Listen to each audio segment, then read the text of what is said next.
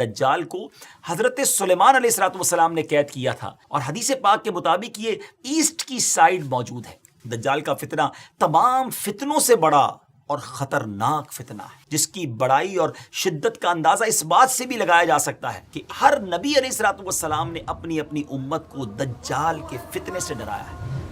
السلام علیکم ورحمۃ اللہ وبرکاتہ۔ میرا نام عبدالحبیب اتاری ہے، اور ایک بار پھر ویب سیریز قیامت کی نشانیاں لے کر حاضر ہیں۔ اور آج جو ٹاپک ہے وہ کہا جائے کہ سب سے زیادہ جو وانٹڈ ٹاپک تھا، جس کے لیے سب سے زیادہ ہمیں میسیجز ریسیو ہوئے کہ یہ بتائیے کہ دجال کے بارے میں قرآن و حدیث کیا کہتے ہیں، دجال قیامت سے پہلے کب آئے گا، وہ دکھتا کیسا ہوگا، اور اس کے معاملات کیا ہوں گے۔ تو آج وہی ٹاپک ہے جس کا کہا جائے کہ آپ کو انتظار ہے، اور واقعی بہت ساری مسکنسیپشنز ہیں، بہت ساری غلط فہمیاں ہیں دجال کے بارے میں۔ تو آج انشاءاللہ آپ کو قرآن و حدیث کی روشنی میں یہ بتائیں گے کہ قیامت کی ایک بہت بڑی نشانی وہ ہے دجال کا ظہور ہونا، دجال کا آنا۔ دجال کون ہے، دکھتا کیسا ہے کہاں، اور وہ آ کر کیا کچھ کرے گا۔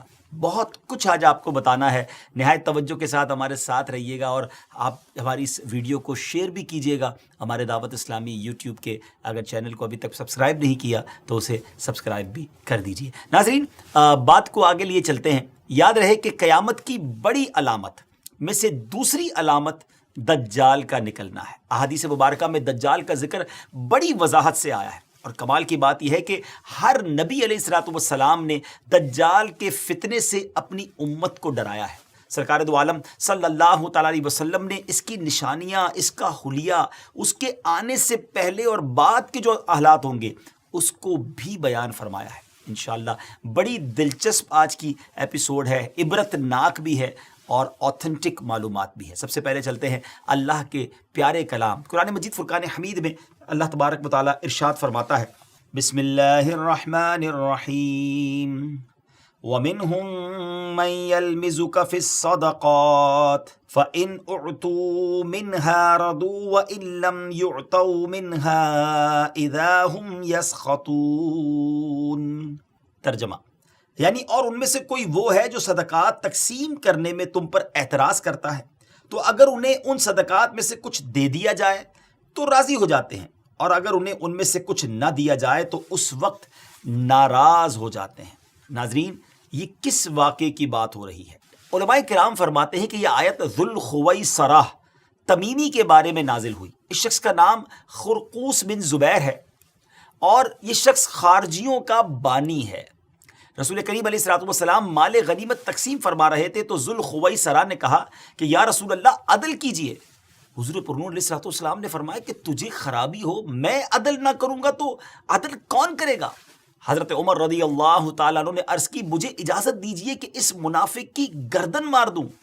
تو پیارے آقا علیہ الصلوۃ والسلام نے فرمایا کہ اسے چھوڑ دو، اس کے اور بھی ہمراہی ہے کہ تم ان کی نمازوں کے سامنے اپنی نمازوں کو اور ان کے روزوں کے سامنے اپنے روزوں کو حقیر دیکھو گے۔ وہ قرآن پڑھیں گے اور ان کے گلوں سے نہ اترے گا، وہ دین سے ایسے نکل جائیں گے جیسے تیر شکار سے نکل جاتا ہے۔ پیارے ویورز، یہ اس گستاخ کی، اس بدبخت کی گستاخی ہی دراصل اس بدترین فتنے کا پیش خیمہ ثابت ہوئی جس نے بعد میں امت مسلمہ میں زبردست انتشار پیدا کر دیا۔ حضرت عثمان غنی رضی اللہ تعالیٰ عنہ اور مولا علی کرم اللہ تعالیٰ وجہ الکریم کے دور خلافت میں اسلامی ریاست کو چیلنج کرنے والے، یعنی اتھارٹی آف اسلامک ریاست کو چیلنج کرنے والے باغی گروہ در حقیقت اسی کے فالوورز تھے۔ جنگ صفین کے موقع پر جب حضرت علی رضی اللہ تعالیٰ عنہ نے خون خرابے سے بچنے کے لیے تحکیم یعنی ثالثی آربیٹریشن کے راستے کو اپنایا کہ چلیں کوئی بیچ میں فیصلہ کر لیا جائے، تو پہلے تو خوارج نے اس کی حمایت کی، مگر جب یہ فیصلہ کر لیا گیا تو یہ خوارج اس کو رد کرتے ہوئے مولا علی کرم اللہ تعالیٰ وجہ الکریم کے لشکر سے بھی نکل گئے۔ آپ کو معاذ اللہ ثم معاذ اللہ کافر کہنے لگے، اور اپنا ایک باغی گروہ تیار کر کے جہاد کے نام پر حضرت علی رضی اللہ تعالیٰ عنہ اور امت مسلمہ کے خلاف لڑنے کے لیے کھڑے ہو گئے، اور عراق کے ایک علاقے کو اپنا مرکز بنا لیا۔ نفرت کا یہ عالم تھا کہ انہوں نے حضرت علی رضی اللہ تعالیٰ عنہ کے شہر کو بھی چھوڑ دیا، اور جنگلوں میں، صحراؤں میں، پہاڑوں میں گھات لگا کر بیٹھ گئے، جہاں وہ اپنے مخالفین کو پکڑ کر ظلم و ستم کا نشانہ بناتے اور انہیں قتل کر دیتے. ان کی سرکشی بڑی تو مولا علی کرم اللہ تعالی وجہ الکریم نے صحابہ کرام کا لشکر لیا اور ان خوارج کے خلاف جنگ کی اور انہیں شکست دے دی. جب مولا علی کرم اللہ تعالی وجہ الکریم کے لشکر نے خوارج کو ختم کر دیا تو آپ نے فرمایا اس نشانی والے آدمی کو بھی تلاش کرو. ایک نشانی بتائی آپ نے. لوگ ڈھونڈنے لگے مگر وہ نہ ملا. آپ نے پھر فرمایا اس کو پھر جا کر تلاش کرو. خدا کی قسم میں نے نہ جھوٹ بولا ہے نہ ہی مجھے جھوٹ بتایا گیا ہے. یہ بات انہوں نے 2 یا 3 مرتبہ کہی، حتیٰ کہ لوگوں نے ایک کھنڈر سے اس نشانی والے بندے کی لاش کو ڈھونڈ لیا. مولا علی کرم اللہ تعالی وجہ الکریم کے سامنے رکھی گئی. عجب نشانی تھی ناظرین کہ جس کا ایک ہاتھ عورت کے پستان جیسا تھا. بہرحال امیر المومنین رضی اللہ تعالیٰ عنہ نے تکبیر کہی اور حمد الہی بجا لائے. کسی شخص نے کہا، آپ کے ساتھی نے کہا کہ حمد ہے اسے جس نے ان خوارج کی نجاست سے زمین کو پاک کیا. وہاں امیر المومنین نے ایک جملہ فرمایا اور یہ پورا واقعہ سنانے کا جو مقصد ہے، ہو سکتا ہے ناظرین سوچ رہے ہو کہ بات دجال کی ہو رہی ہے اور یہ خوارج کا ذکر کیوں شروع ہو گیا. امیر المومنین رضی اللہ تعالیٰ عنہ نے فرمایا کہ کیا سمجھتے ہو یہ لوگ ختم ہو گئے؟ ہرگز نہیں. ان میں سے کچھ ماں کے پیٹ میں ہیں، کچھ باپ کی پیٹھ پہ ہیں. پھر جب ان میں سے ایک گروہ ہلاک ہوگا دوسرا سر اٹھائے گا، یہاں تک کہ ان کا آخری گروہ دجال کے ساتھ نکلے گا.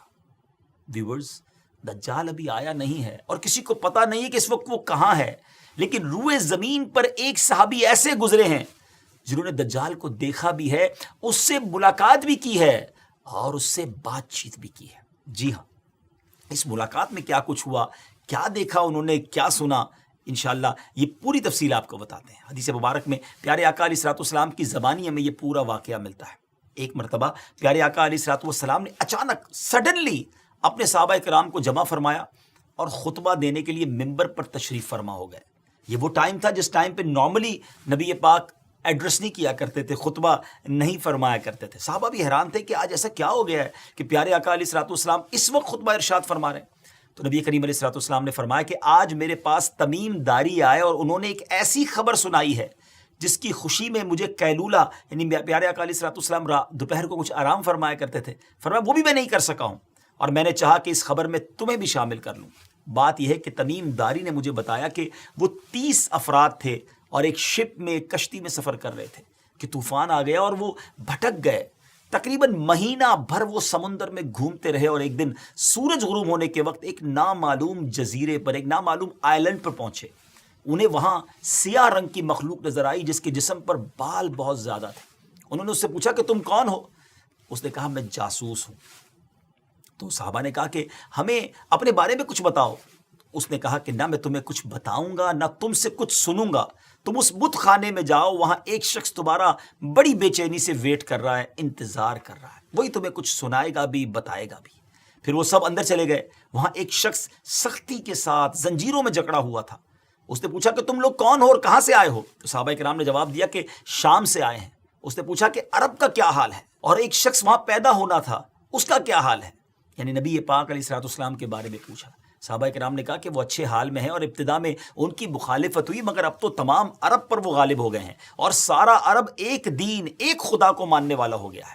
اس نے کہا اچھا زغر کے چشمے کا کیا حال ہے؟ انہوں نے جواب دیا کہ وہ بھی اچھی حالت میں ہے، لوگ اس سے پانی پیتے ہیں، اس سے کھیتی باڑی بھی کرتے ہیں. پھر اس نے پوچھا کہ عمان اور بیسان کی کھجوروں کا کیا حال ہے؟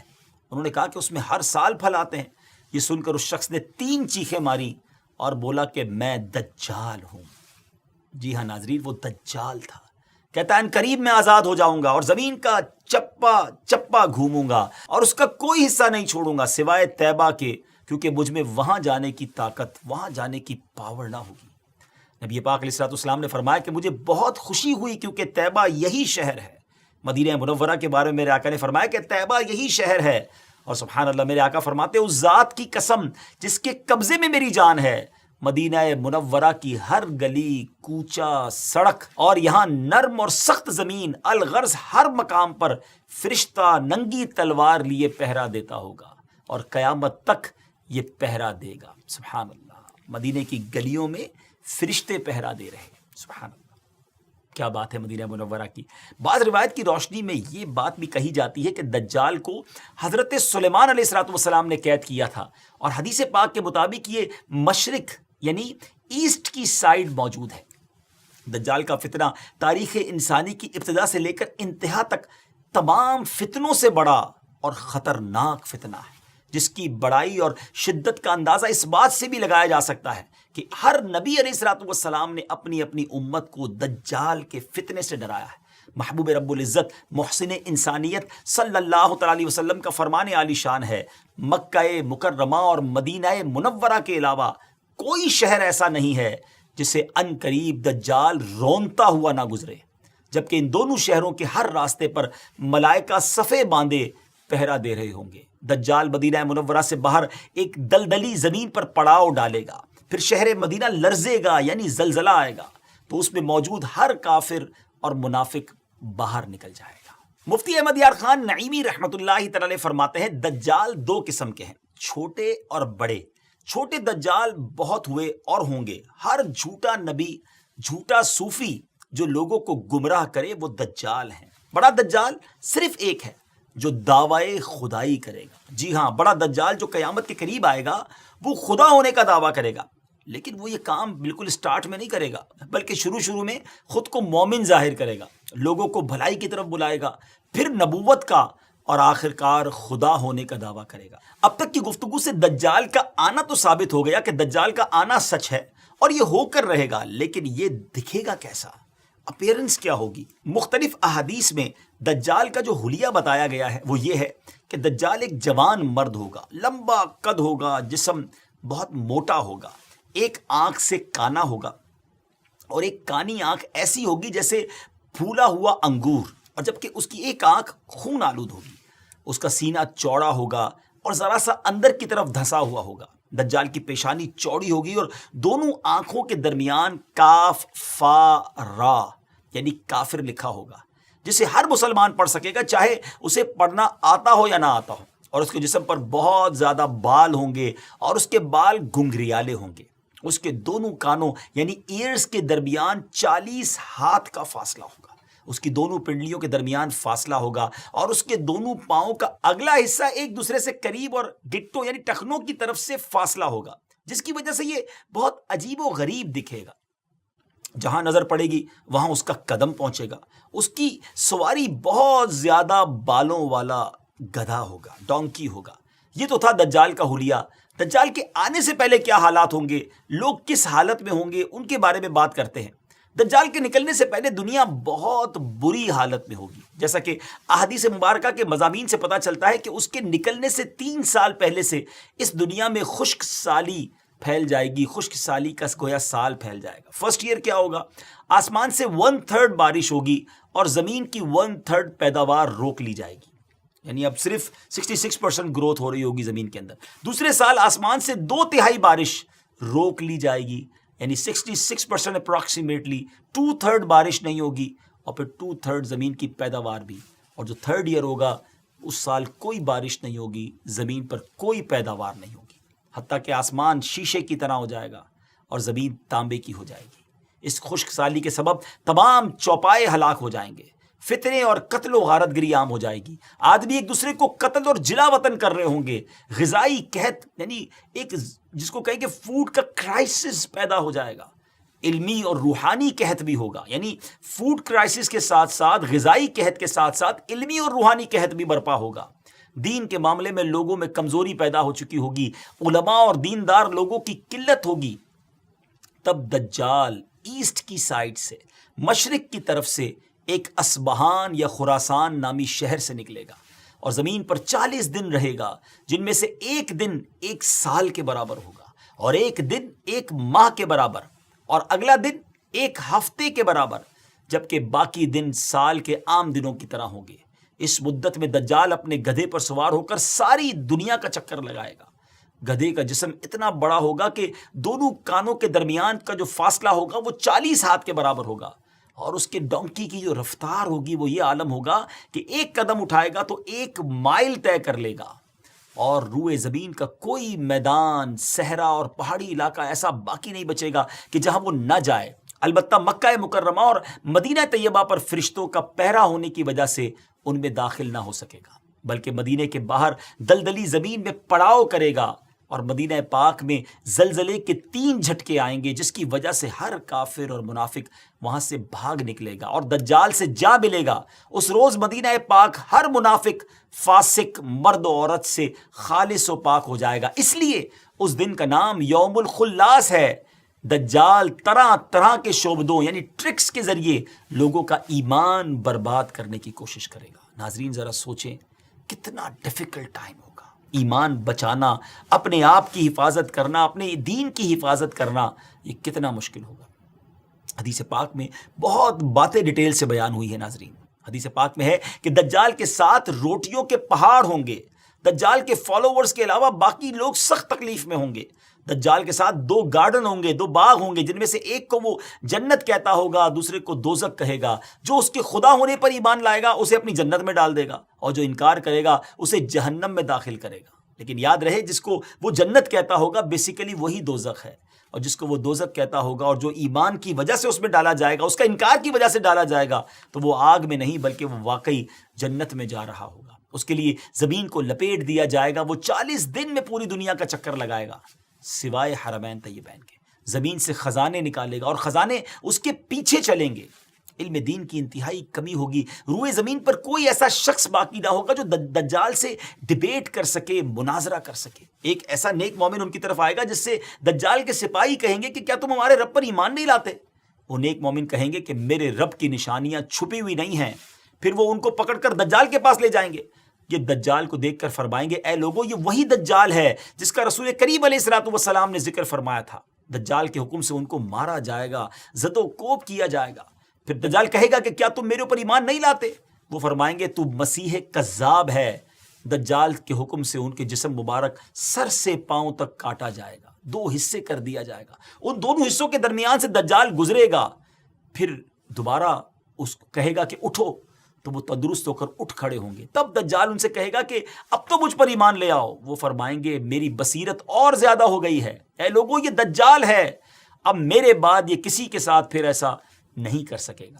پھر دجال انہیں پکڑ کر ذبح کرنا چاہے گا اور اس پر قادر نہ ہو سکے گا۔ پھر ان کو پکڑ کر گویا اپنی جہنم میں ڈالے گا۔ لوگ گمان کریں گے کہ ان کو آگ میں ڈالا ہے، مگر در حقیقت وہ جنت ہوگی، اور جسے وہ اپنی جنت کا نام دے گا وہ در حقیقت وہ دوزخ ہوگی۔ دجال کے کہنے پر آسمان سے بارش برسے گی، زمین کو حکم دے گا وہ سبزے اگائے گی، آسمان اس کے کہنے پر گویا پانی برسائے گا۔ دجال کے ماننے والوں کے جانور لمبے چوڑے اور خوب تیار اور دودھ والے ہو جائیں گے، اور ویرانے میں جائے گا تو وہاں کے خزانے شہد کی مکھیوں کی طرح اس کے ساتھ ہو جائیں گے۔ اس قسم کے بہت سے شعبدے، بڑی ٹرکس دکھائے گا۔ در حقیقت میں سب جادو کے کرشمے اور شیاطین کے تماشے ہوں گے جن کا حقیقت سے کوئی تعلق نہیں ہوگا، اس لیے کہ اس کے وہاں سے جانے کے بعد لوگوں کے پاس کچھ بھی نہیں رہے گا۔ خزانے بھی دکھائے گا، بہت ساری چیزیں ہوں گی، لیکن جب دجال وہاں سے جائے گا تو پیچھے سب چیزیں دوبارہ ختم ہو جائیں گی۔ دجال کے لشکر میں 70,000 اصفہان کے یہودی ہوں گے، اور 13,000 ان کی عورتیں، اور ساتھ ساتھ وہ لوگ بھی ہوں گے جو یہودیوں کے تابع ہوں گے۔ اس کے ساتھ شیاطین ہوں گے، وہ اس سے کہیں گے اے دجال ہم سے جو چاہے کام کروا لے، ہم تیری مدد کریں گے۔ دجال کہے گا کہ لوگوں میں پھیل جاؤ، میرا خوب چرچا کرو کہ میں رب ہوں۔ شیاطین ایسا ہی کریں گے۔ دجال کے ان فتنوں کی وجہ سے اہل ایمان سخت پریشان اور تنگی کے عالم میں بھاگ کر دخان نامی ایک پہاڑ میں پناہ لیے ہوئے ہوں گے، لیکن دجال ان کا پیچھا کر کے پہاڑ کا گھیرا کرے گا۔ اہل ایمان سخت تکلیف میں، بھوک میں مبتلا ہوں گے۔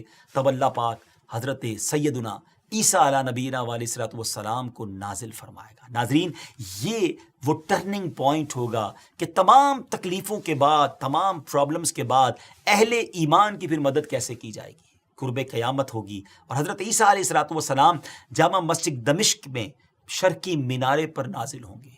اور اب جب حضرت عیسیٰ علیہ الصلوۃ والسلام اس دنیا میں آ جائیں گے تو ان کو دیکھتے ہی دجال ایسے گھلے گا، میلٹ ہوگا، جیسے پانی میں نمک گھلتا ہے، میلٹ ہوتا ہے۔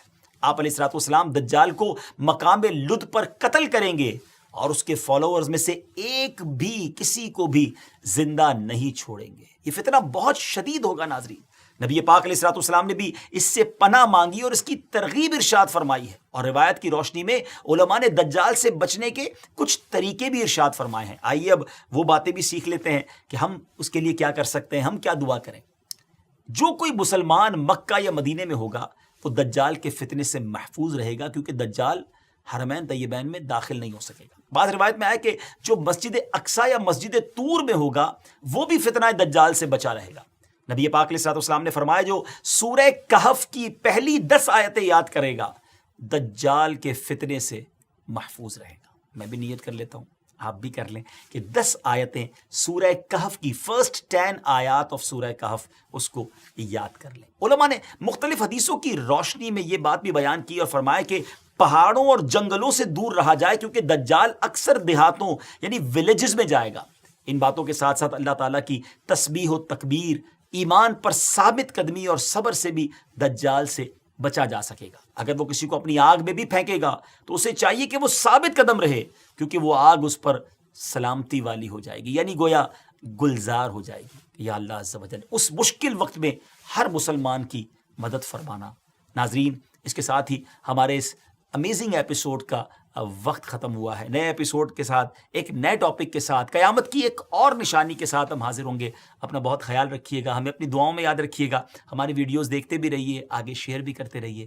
السلام علیکم ورحمۃ اللہ وبرکاتہ۔